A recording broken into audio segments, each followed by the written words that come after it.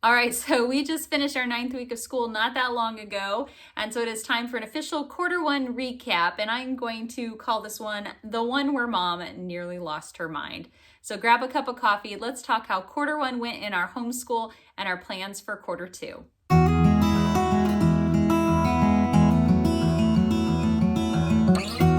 Hey guys, welcome back to my Practically Imperfect Life. If you're joining for the first time, welcome to my channel. My name's Abby and I'm a homeschooling mom of 2 high schoolers. So for this school year, I have a junior and I have a sophomore. So we are navigating homeschooling through high school and just bringing you guys along for the journey. And yes, I'm drinking coffee. I'm not going to tell you what time of day it is because that'll give away the fact that I live on this stuff, especially this semester, it seems.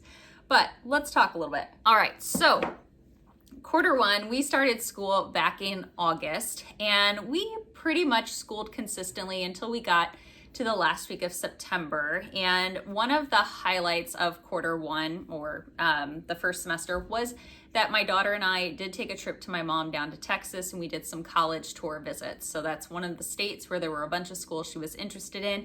And I did a whole video kind of recapping that trip, what we thought of the schools, like a little bit about each school, and what we kind of learned along the way. So I will definitely link that video down below for you if you're interested in finding out a little bit about the details we found as far as like the college application process and things that they're looking for and how some things might differ based on the school for homeschoolers. But it was a highlight, I will say. Like, we had a really good time. And it didn't interrupt like the flow of things too much to take that week off. We did school on Monday that week. We took off Tuesday through Friday, and then we were right back at it the following week. But this whole quarter has been a bunch of ups and downs, really. And a lot of it was just because I like routine, and we couldn't really follow a set routine. Like, each day was different from the day before. And that was really hard to just feel like you just didn't quite know what was happening. And there were a lot of things that kind of played into that. So as I mentioned, my kids are 16 and 15. And my daughter's summer job just wrapped up. And we are now in the process of her applying for a job that she will probably work more permanently. And my son started his first job in August. And his schedule has changed from what it was originally. He does work like a lunch shift 4 days a week. He has Wednesdays off, and then he works a Saturday shift. And it's not like super long periods. He works like 3-hour shifts on the weekdays, and he works a 5-hour shift on the weekend.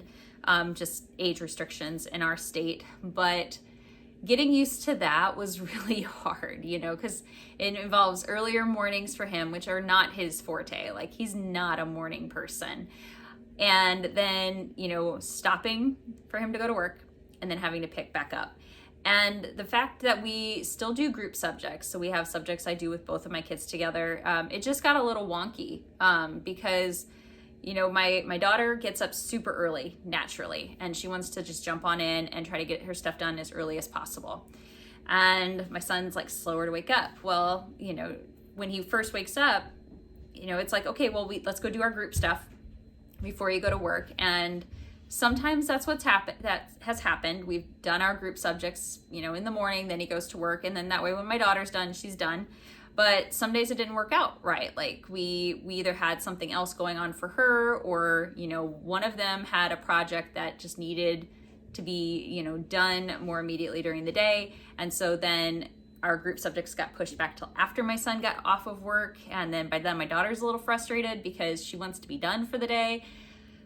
So it's been a lot of flexibility on all of our parts, and we are slowly figuring out what our rhythm is going to be. Unfortunately, it's kind of meant that we have had some days where we just didn't get to our group subjects, which disappoints me to a degree because, that's like some of our Bible study is done during that. We do our German, and we have just a few other subjects that we tackle all together. And so on the downside is I feel like we're behind. I know I shouldn't say that because, in homeschooling, you're not really like behind, right? We're like wizards. Wizard's never early, it's never late. He arrives exactly when he means to. But I feel behind. I know we can kind of, we can keep working through things at a slower pace and just extend out like how long we do things. And I can adjust stuff, but where I thought we would be at week 9, we are not at week 9. And so it's been just a little bit difficult with that. Just adding in that factor of jobs, and my daughter is looking for jobs specifically that have earlier morning hours because, like I said, she's already an early riser. So that might work out a little better because then, they're both kind of at a point when he gets off work where it might work out better for them to both do our group subjects. And then we go right into basketball practices. And that's the other thing is like the golf season for girls extends well into the fall, whereas for boys, my son was all done the beginning of August with golf tournaments. My daughter's last golf tournament was only a week and a half ago. So, she was still practicing like hardcore almost every day. And then she had a tournament and, they still do like weekly lessons, but then basketball has started and that's their winter sport. So my daughter has practices 3 days a week. My son has them 2. And then we throw in games starting in November. So flexibility is apparently going to be the name of the game. And I think that's just something that I have to get used to a little more now that they're in high school. We just have more factors to think about when it comes to our scheduling and our workload and how we're going to balance everything out. And add in on top of that high school level work is harder. It just is. It takes more time already. The reading assignments are longer. In fact, I have all of these books in front of me here to kind of just show you really quick some things that the kids are going to be reading. And if y'all have watched my videos in the past, you know that I like pre-read the stuff that I assign to them. So that way I'm up to pace with what they're doing. So that means it's a lot of reading for me too. And yeah, it's just, I don't know. It's been a tough quarter, but I am confident that quarter 2 will be a good one. So I thought for a recap, I would just let you know kind of a little bit on each of the subjects, kind of how things have gone or some, highlights and lowlights, and then briefly tell you some of the things that are coming up in quarter 2 for us. So I have my kids' planners in front of me so I don't forget any classes. And what I'll do is if there's a subject that kind of correlates from one to the other, we'll talk about them both together. So let's talk math. So my son's doing Algebra 2 with integrated geometry. My daughter's doing pre-calculus. They're both doing the Shorman online math. Algebra 2 for my son's not been too bad. He's taking a little bit longer to learn the concepts than he has in the past. My son's one of those who does most math in his head, even like algebra. But even he is saying that he's having to kind of slow down and rewatch lessons and look at the notes in order to grasp everything. So that's okay. It's a higher level of math. I expect it to take a little bit longer. I think for him, he just is so used to like math coming naturally that it's, just kind of frustrating for him a little bit. My daughter, she could take out pre-calc and like throw it out the window and be fine. Like she does not like math, guys. And, and it's okay. You don't have to love it. And she's doing well in it, but it takes her a very long time every day.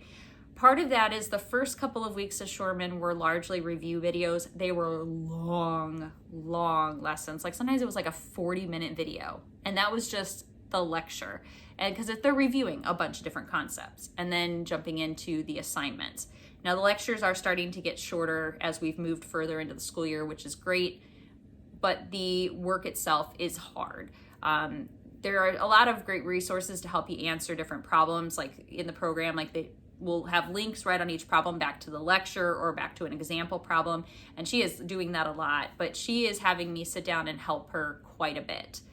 The other frustration we've had is the fact that they use some example graphing calculators in the assignments, like in the lectures and in the examples. And it's not the same model of TI calculator that we have. We have a TI 83 or TI 84, one of those. And they use a different TI one. And I've priced it out thinking, well, maybe I should get the one that they use. And it's like well over $100. And I'm like, dang it. So I don't know. I don't know if it's worth it to pay for it, if that will make things a little easier or less frustrating, or if we continue with my plan. I've been putting together resources for her to help her figure out how to do different things on the graphing calculator. Because one of the big issues with her switching from doing like Saxon Algebra 2 in like a textbook to doing the Shorman math is that there's a lot of assumptions in the Shorman program that you used in their program previous years. and that you know how to do things that they taught in previous years, whereas she didn't. So she doesn't. And so I think that is contributing to the frustration a lot. If there was one thing I wished was different about the Shoreman program, is that it wouldn't make assumptions that you knew stuff automatically from previous years. Because if you've just switched over to Shoreman, you might not. So that has been a little bit of a frustration with it for her. So I don't know what I'm going to do, because over $100 for a calculator, that's a good chunk of money to drop down on a calculator. So I don't know. I probably will, just to save the frustration, but we'll see. Chemistry is what my son is taking this year. My daughter is taking physics. So those are their science classes. Chemistry is going pretty well. The first couple chapters introduce some basic math, some stoichiometry, which my son is getting pretty quickly. Again, he's very good with algebra, so that works out great. Physics, my daughter's doing really well in physics. The labs for the Apology of Physics program are pretty straightforward. It is a lot of math. It's like every question is math in physics. I will say, I think she's doing as well as she is with it and moving through it as quickly as she is because she's already had Algebra 2. In like traditional school systems, a lot of times students are taking Algebra 2 the same year they take physics. And I just feel like the fact that she's already had Algebra 2 and it's done and it's behind her is helping her with physics. So just might be something to think about when you're like figuring out what years your kids are going to do what things. She's breezing through it. She's had 3 exams. She's got 100% on every single one, and they're mostly math. So there is that. My son is doing a nutrition and fitness course that we kind of cultivated. The nutrition books, if you want to see what they are, they're back in my curriculum choice videos. I've got that linked in a playlist for you down below. It's very basic knowledge on nutrition, but I wanted him to review it because he's starting to think more about his body and his health and things like that. The exercise side of it, like he's been doing workouts at the gym. He's focused a lot on different types of weightlifting to help. He kind of wants to build up his body mass, but he wants to do it in a way that's ideal for basketball because that's really like the sport that he loves. And so he has been working pretty hard on that. In fact, it was kind of cute because he told my daughter when she said she wanted to build up some more muscle that he would help train her. So they occasionally will do workouts together, and it's kind of cute because if you have kids that are really close in age, you know that they either get along really well or they bicker like it's World War III. And this has increased the number of times that they are getting along really well. So that is nice to see them kind of bonding over that. My daughter's elective that she's doing this semester is philosophy from Seven Sisters Homeschool. And now this is one where I think I'm going to kind of cut back on the workload a little bit. The chapter questions and things like that aren't that much. It's going through right now a lot of like different philosophers from the past and their concepts of thinking and giving examples and stuff like that. I don't think that's hard. The course has the option to do these things called enrichment activities. There's one per chapter, and you can, do every single one if you want to, but kind of looking at them, some of them are pretty like labor intensive. Like there's a lot in order to get those done. And given like her overall course load, I haven't really assigned many of those. I've only had her do 3 so far out of the 9 weeks that she's done. And those I've kind of picked and chosen. I didn't want her to have to write like extra papers or do some of the ones that seem kind of dumb, like design a poster for this philosopher's school, stuff that just didn't seem kind of at the high school level. So been kind of pick and choosing what we've been doing from the enrichment activities for that philosophy course. I still think she's getting good information out of it, but we're just going to kind of scale it back a little bit to help her out there. English. So my daughter is doing excellence in literature, and she's doing their British literature this year. My son is in a BJU literature course, their 10th grade course. His English is going slower than I thought it would. There was a lot of poetry analysis in the second unit. Neither of my kids enjoys poetry. Neither one of them are particularly strong at analyzing poetry. I am not a big fan of poetry, and I am horrible at analyzing poetry, which makes it hard for me to help him with that. So I think it's a combination of both of us kind of struggling with it that meant we just slowed things down going through Unit 2. If we can get through Unit 2, then he's going to read The Fellowship of the Ring.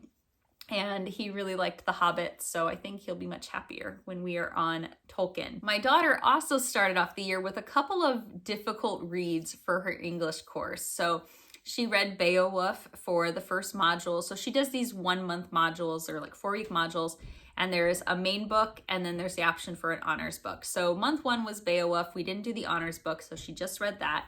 Not her favorite book. And then the second module, she read the Canterbury Tales, and then the honors book was Pierce the Plowman. And while it was better than Beowulf, the Canterbury Tales is written in Middle English, which is, it's difficult to read. You know, the language has developed and evolved so much since then. It was a challenge for her to get through the book. And so it just took more time. I actually ended up giving her a 5th week to finish up that module because it just took so long to get through the books themselves. And then, you know, once she's done with the books, then, you know, then she has papers to write. So I gave her an extra week on that. And I think that helped, but you know, now we are getting ready to jump into the new ones. And I'll show you in a few minutes here some of the books that she's going to be doing for that. Before I forget, my son, in addition to the BJU stuff, he does do Fix-It Grammar from IEW for his grammar portion, and he does Bible-based writings. It's a theme-based writing program from IEW for the writing component, and all of that is going just fine. I mean, he's breezing through the grammar stuff, doing really well with that, and same thing with the writing. I do like that it's all biblical stories that he is studying and rewriting. I think it's just another way to kind of reinforce the different lessons from the Bible. So that is going well. For my son, he is doing Whirlwind World History from Guest Hollow. Recently posted a video kind of doing an introduction to that. That is one where we have purposely slowed down a bit simply because there's just so much that's included in the course. You know, there's a lot of things that we've just wanted to dive into more, and we haven't really wanted to cut out much. So we aren't like on track with like the school weeks that we're in. We're a few weeks behind, and that's just so we can spend a little more time looking at things a little more closely, reading more of the books, making sure that we're watching more of the documentaries. So really enjoying it. He is learning quite a bit from it. We're just, you know, we're just working through it a little slower pace. Now, my daughter is doing a Guest Hollow course, and it's their Government Econ Personal Finance course. Now, after looking at what she's been doing for the last 9 weeks, I've made a couple of changes to how I'm going to put this on the transcript. So I was going to give her a half credit, like a 1 semester credit for government, 1 semester for econ, 1 semester for personal finance. And I have just in what she's learned in the first 9 weeks in government, it's so in-depth. It's so in-depth. And same thing for econ.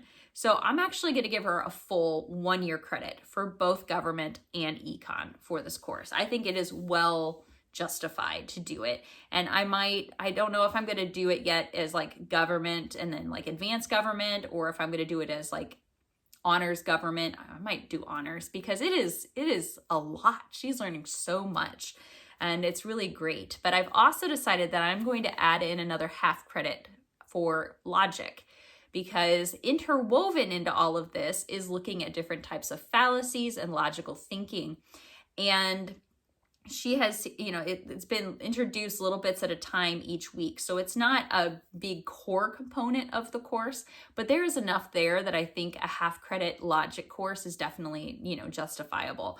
So it's really nice because, you know, this one course that we're doing, she's getting credit for 4 subjects. And I mean, she's doing fantastic. She's really getting into some of this stuff and understanding more about like how our government developed. And she was reading the Constitution and really digging into like the Bill of Rights during the first 9 weeks. And a lot of the questions have gotten her, you know, really thinking about how does this stuff apply still today. So I've been really happy with that. The other big winner that both of them say that they have loved is our food science course. So, I mean, food science is how we're putting it on the transcript, but the actual course is called Chemistry in the Kitchen. It's another Guest Hollow course. This is chemistry without any of the math. but all of the concepts are demonstrated through recipes and food-based experiments. So they read just a huge variety of books that have, like they read a book about culinary reactions in the kitchen. That was a really fascinating book. They've read a book called Napoleon's Buttons. They've been looking at a book called Elements, and we've just been cooking and cooking and cooking and cooking. Well, they've been cooking. So everything from making homemade cheese, that was the favorite so far. My daughter made mozzarella, and then we cooked chicken parmesan with it. My son made the, for one day for breakfast, he made the eggs Benedict. They made devil's food cupcakes. We made like these fried ricotta things. I mean, everything's been delicious. It's been pretty fantastic. They have had so much fun, and it's great to see those concepts introduced in the kitchen. And actually seeing things played out. So it's been a wonderful course. They have really enjoyed that. And then as far as our group subjects, like I mentioned, we've just been behind on stuff. We have been working through Attributes of God for our Bible study. My intention was to have this done a few weeks ago and then have us jump into another one, but we are not quite finished with it. So we will probably wrap this up and then go right into our Advent study that I have here to show you. We've also been slowly finishing up Old Testament people. So we did this last year, and I think I mentioned at the beginning of the year, like we still had some of this to go, and we just haven't been doing it every day. And so once we get this wrapped up, we got a New Testament study to do. We have to get this done in quarter 2. I'm like dying to move on to the next book. But it's been good. It's good information. It's just been, taking a while. The other thing that we have not been able to do as part of our group studies is I purchased a couple of Campfire curriculum programs. I think I bought 3 of them, and I wasn't sure if we were going to do all 3 this year or portions of one. The intention was to introduce one at the start of the year, but because the schedule was so wonky, I thought, well, let's hold off. I'm really hoping to start their natural medicine one in quarter 2. I don't know at what point in quarter 2, but I'd really like to get into it. It's a subject that my daughter's particularly interested in. And, we do a lot of gardening, and we've been really learning a lot about doing things more naturally, especially in our food science course. So I feel like it would be a good course to move into. So really hoping in quarter 2, we can get moving on to that. And that's kind of how quarter 1 has been going. So let me briefly tell you a little bit about what's coming ahead in quarter 2. So a couple not curriculum specific things that are going to go on in quarter 2, but I still count as homeschool related. So my daughter's doing an SAT prep course. She's not had a whole lot of time each week to dedicate to it thus far, just an hour or 2 here or there. Largely because, again, we were balancing work and the wrap up of golf season and then the start of basketball season, which overlapped with golf. But now that one sport is kind of ending for the year, hopefully she'll be able to put a little more time into it.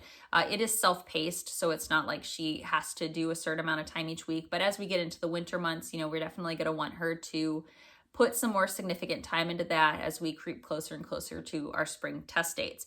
So we'll be working on that. We've also talked about doing at least one in-state college tour.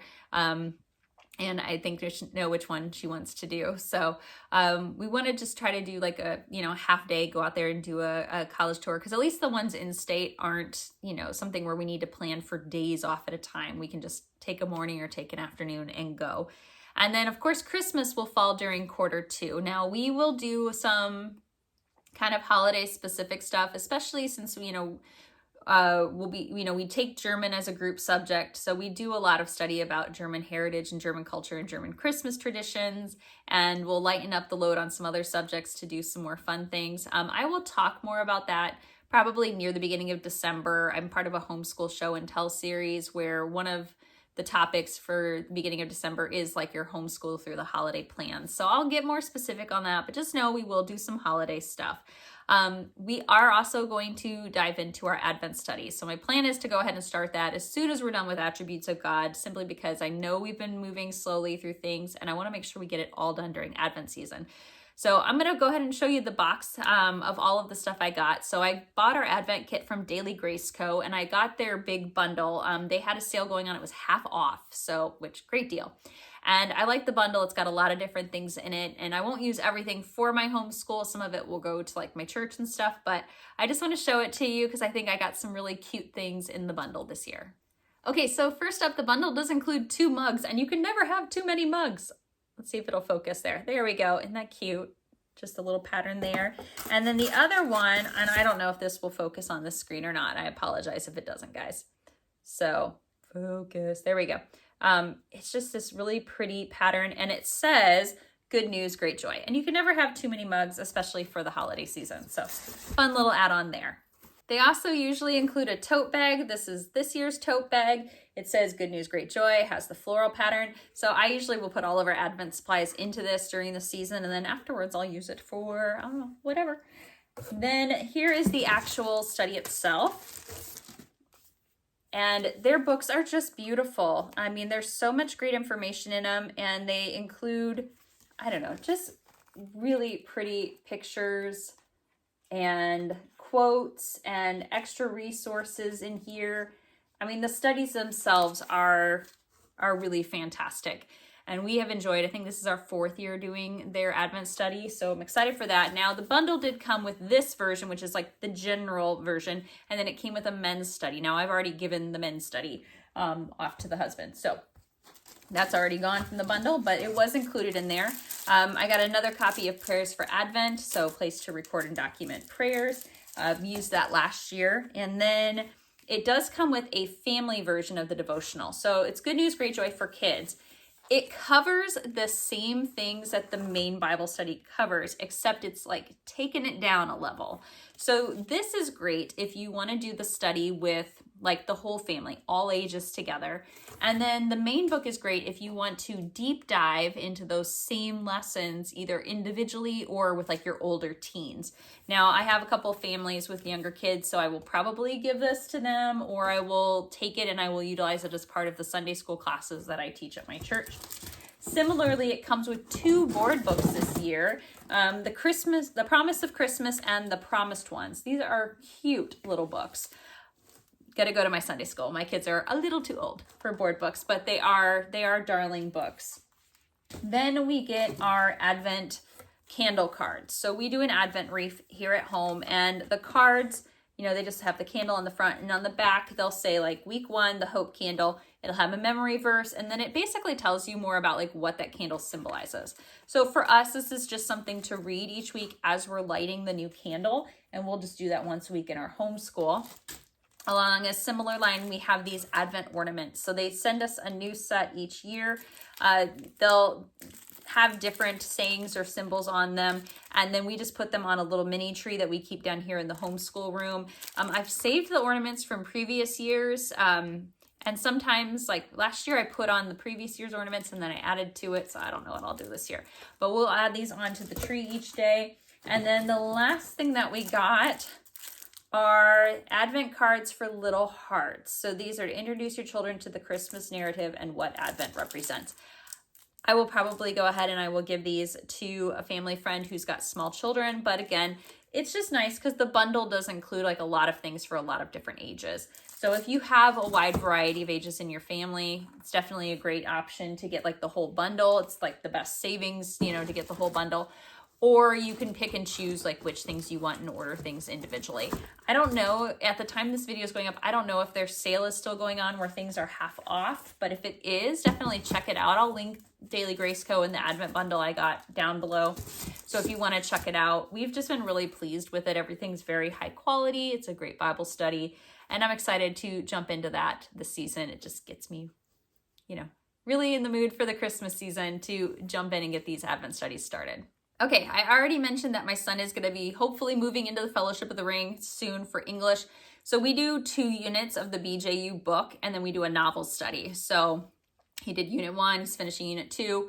We'll study the Fellowship of the Ring. That will probably take a full month to go through because we'll go through just a chapter a day. And then he'll jump back in and do units 3 and 4 for BJU. So I'm not quite sure if we'll get through units 3 and 4 before the end of quarter 2.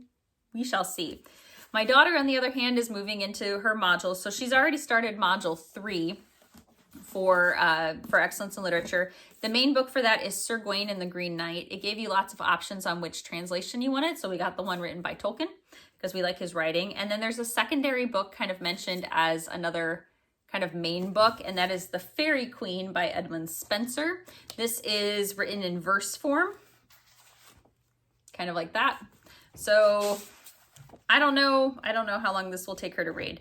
This might be another module where I just need to give her some extra time. The plan was to have her do the honors book. The honors book is La Morte d'Arthur, the King Arthur story. But look at this, is a beast of a book. It's got reference stuff at the end. Let's see, that's explanation notes. Okay. The book, just the story itself, is like 527 pages. So we'll see. We'll either skip the honors book this month or we'll extend things out, because that's a lot of reading for 1 month. And then when she gets into the next couple modules, she's going to do King Lear, which is, William Shakespeare. The honors book for that month, I think, is Hamlet, which she's already done. So we won't have her do the honors book. I love these books that have the original with the modern English translation right next to it. The whole idea is she needs to read the original, but then she can see what it means, because translating Shakespeare is a bit of a pain.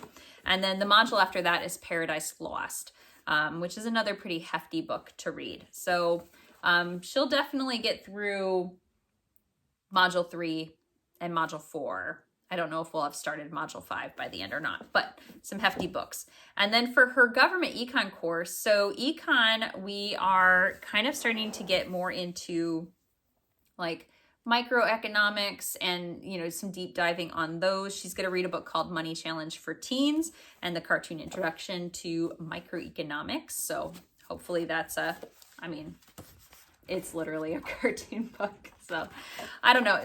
Normally those kind of books aren't like her jam, but maybe because it'll be a nice break from like the heavy reading. And technically, I think this kind of flows pretty evenly between the government and the econ side of this course, but she's reading a book called The Politically Incorrect Guide to the Great Depression and the New Deal, and Crash, the Great Depression and the Fall and Rise of America. So, really, I think this is largely more economics, but politics played a lot in why the Great Depression happened and how it is that we kind of came out of it, and like the repercussions of how it is that we came out of it. So, there's that. And she is moving into information that's kind of about like elections and political parties and things like that in the government course. So she's got some interesting books to read. She's got one called Are You a Liberal, Conservative, or Confused? Slanted, How the News Media Taught Us to Love Censorship and Hate Journalism. I'm pretty excited to read this. I was telling my husband about it, and I think he's going to read it after her and I have read it. Because it sounds like something he would like. And then we have one called Our Broken Elections, How the Left Changed the Way That You Vote. So again, talking about elections. And so I think that's going to be pretty interesting. And then when we get to food science or chemistry in the kitchen, we are going to learn a little bit about, like atomic bombs and radium and all of that stuff. They're going to read The Radium Girls. So both of my kids will read these. The Radium Girls, The Scary But True Story of the Poison That Made People Glow in the Dark. Somebody told me that their kid read this and it was really good. So I'm excited for that one. And then Trinity, A Graphic History of the First Atomic Bomb. So this is a graphic novel. And I haven't seen the Oppenheimer movie. So I definitely want to preview it before I let my kids watch it, but it might be interesting to watch that afterwards. I don't know. If any of you saw that movie, let me know down in the comments if you feel like it's teen appropriate or not, because I haven't seen it, so I don't know what to say. We got a book on Marie and Pierre Curie, The Tale of Love and Fallout. So this is, I don't know, it's kind of like large print, lots of graphics. So this should be a pretty quick read. But their story is a really interesting one. And then we have Bad Science, Quacks, Hacks, and Big Pharma Flax. and Slow Death by Rubber Duck. So I am currently reading this one. This is part of my pre-reading. This one is terrifying. There's so much garbage in everything that we eat and drink and put on our bodies. And I mean, the introduction talks about how there's a lining inside the bags of popcorn you get that leach stuff into your food, and how like if you have like wrinkle resistant sheets, it's got formaldehyde in it. Like, it's kind of terrifying. Especially you know, as somebody who is both a chemistry major and now I'm a nurse, like I know the health effects of that, and when they talk about these big fancy chemical names, I'm like, I know what that is and I know why that's bad. So yeah, it's interesting. So if you want to feel really motivated to suddenly go to all natural everything, you could read this for fun. Okay, so that's a little bit about what we have coming up in Q2. As I mentioned, you know, near the beginning, like the whole theme of Q1 was that we needed to be flexible. The problem is that I was really struggling with that. You know, I was just frustrated that we weren't moving at a steady pace and that I was constantly having to adjust things. And I don't think the need for flexibility is going away anytime soon. I think we are going to need to continue to be flexible. I just need to adjust my attitude about it, because just like when my kids were little and they would pick up on like my mood and suddenly that would impact their mood, it's still happening when they're teenagers. You know, they realize very quickly if I'm frustrated or if I'm, you know, just not feeling it that day. And I need to just go into our school days with a good positive attitude, you know, roll with it a little bit more. I need to let my type A mind slow down a little bit and realize that it's okay. It's okay if something gets started later, or if it takes a little longer, or if we, you know, goodness gracious, have to cut something out. It's okay. And I'm just going to keep that mantra going. So tell me guys down below in the comments, how did your first quarter of school go? What were your big successes, or was there anything that was, you know, a challenge for you? And what is it you're most looking forward to in Q2? I am really excited for the holiday season this year. I don't know why. Like, I just feel extra excited about it. I really want to jump into this Advent study and get that going. I think we have some fun things planned to do in our homeschool closer to Christmas. And I think it's just going to be a good time for creating memories with my kids while I have these last couple of years with them at home. As always, guys, thank you so much for joining me today. Don't forget to like this video before you go, and happy homeschooling.